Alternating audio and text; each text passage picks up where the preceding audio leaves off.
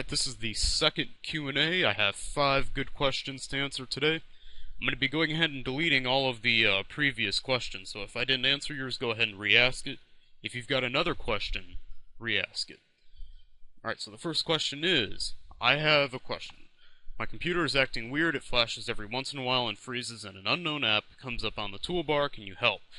And the real question is, why do people make rogue antiviruses? And I really can't answer the first part simply because I don't have the problem you have. I don't know if it's malware or if it's a legitimate program. I'm not sure what it is. However, to answer the question, people are going to make rogues simply because there is money to be made. This scam is a multi-million-dollar business, and criminals can do 2 different things at the same time with rogues. They can collect the $60 that you pay, and of course, collect that credit card information, which can be used for further theft. So the point is, there's money to be made. Next question is, how do rogues get on your computer without asking you to install it? And an example would be, a rogue just pops up out of nowhere while just using your computer. And this can happen in a few ways, but the most likely reason is because of a previously installed Trojan on your computer. Trojans can be dormant for weeks or months and not do anything until it's triggered by something, and then it'll download it. Rogues can also be installed through exploits, usually by web browsing. They can either exploit your browser itself, or applications that will run in the browser, such as Java or Flash. Next question is, oftentimes I see people who have a small type of virus like a redirect virus, and they have paid antivirus programs. Why don't these catch these kinds of viruses? By the way, thank you for answering my last question. You do not have to answer this. I'm still going to answer it anyway because it's a very good question and a very relevant question. Your traditional antivirus program, meaning one that is going to rely pretty much exclusively on virus signatures, is extremely outdated, and paying for security software is no guarantee for protection. And to talk specifically about what would be considered as a redirect virus, antivirus programs won't be able to pick it up simply because they are using legitimate methods to redirect, such as editing the host file or connecting to a local proxy server.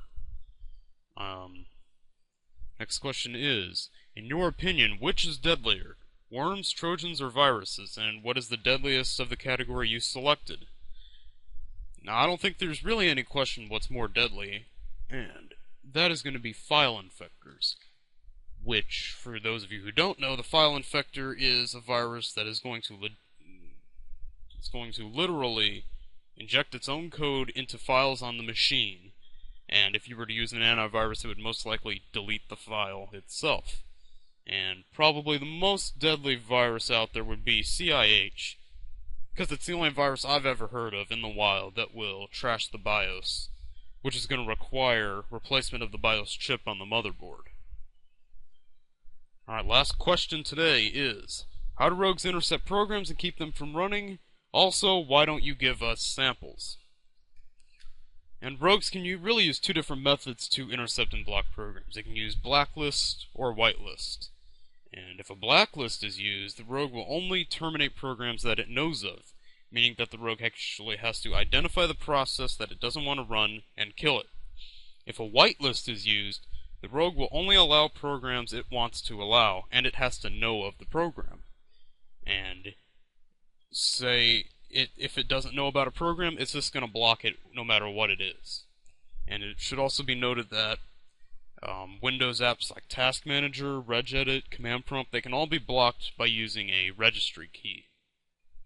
And to answer the second part of the question, I really don't give out samples anymore due to liability and ethics issues. If someone was to do something bad with the malware that I make publicly available, I would become liable, and it's a violation of YouTube's terms of service. It also raises some pretty big ethical issues as well, saying that anybody could download this malware and do whatever they wanted with it. And there's a lot of people that really shouldn't be downloading malware and doing whatever they want with it. So I really don't do it anymore. And that is it for this second Q&A. Keep asking questions and resubmit if I didn't answer yours.